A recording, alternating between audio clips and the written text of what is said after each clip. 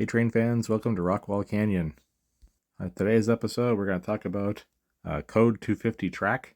I have a section here that I had to re-rail this spring from aluminum to brass. I happen to have a whole pile of Code 250 brass rail, and so decided to make good use of that.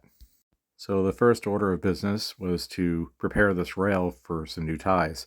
This had been used before with other brand ties, but now I'm using AMS narrow gauge ties from Accuraft.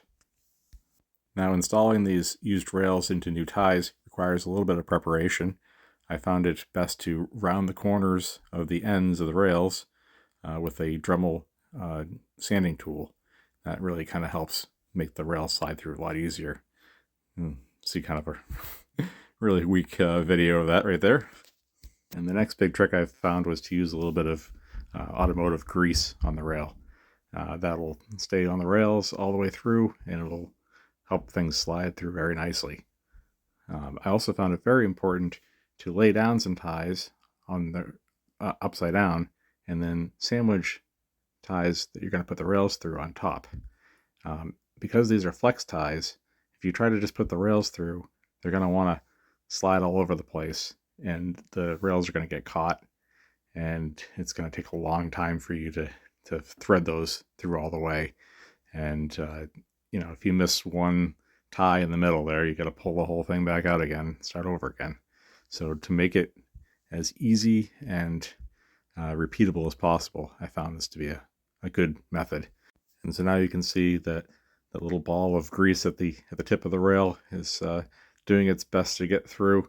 It still gets snagged every now and then, but the amount of time that this is saving is truly remarkable.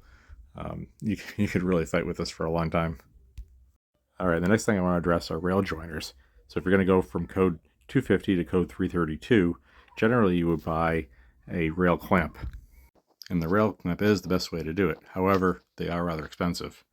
So I thought there must be some way that we can make this standard rail joiner work. And sure enough, I was able to use my milling vise and a couple of sheets of brass plate and basically created a shear.